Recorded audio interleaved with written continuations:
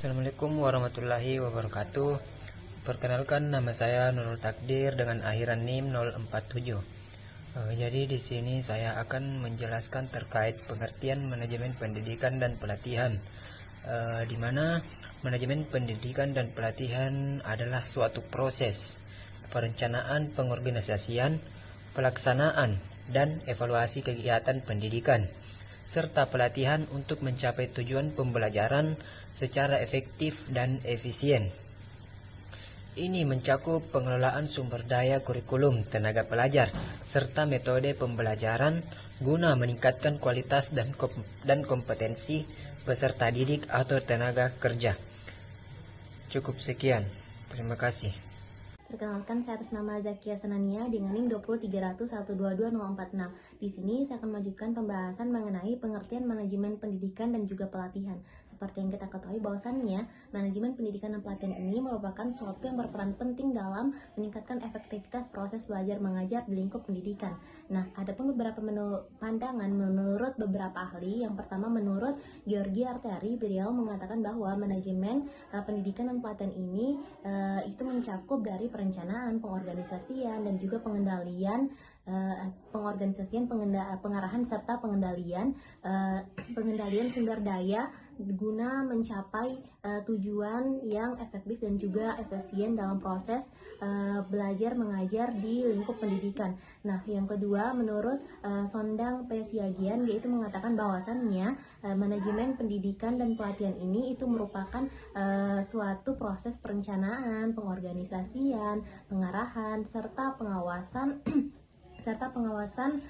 kegiatan pendidikan serta pelatihan guna mencapai tujuan yang telah ditetapkan agar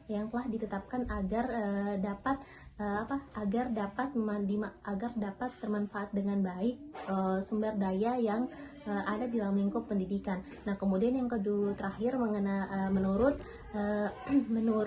Henry Fayol, yaitu mengatakan bahwa manajemen pendidikan dan juga pelatihan ini adalah sebuah proses yang mencakup fungsi-fungsi utama dari manajemen itu sendiri, mulai dari perencanaan, pengorganisasian, kemudian pengarahan, koordinasi, sampai kepada pengendalian, di mana semua ini bertujuan untuk menciptakan sistem pendidikan dan pelatihan yang efektif dan juga efisien. Maka dapat kita simpulkan bahwasannya manajemen pendidikan dan pelatihan ini itu merupakan suatu proses untuk mengelola sumber daya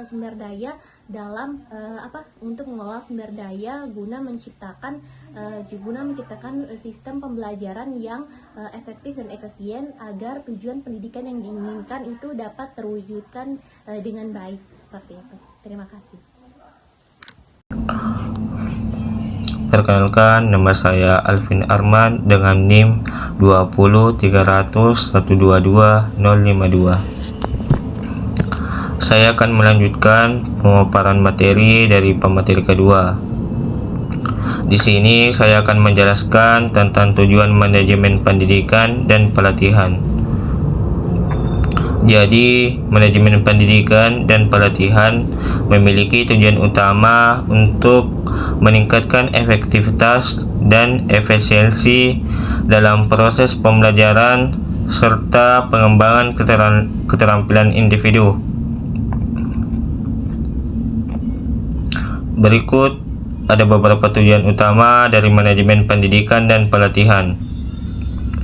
Yang pertama, meningkatkan kualitas pendidikan dan pelatihan. Memastikan bahwa setiap proses pendidikan dan pelatihan dapat berjalan secara optimal sehingga mampu mencetak individu yang kompeten dan berkualitas sesuai dengan standar yang telah ditetapkan.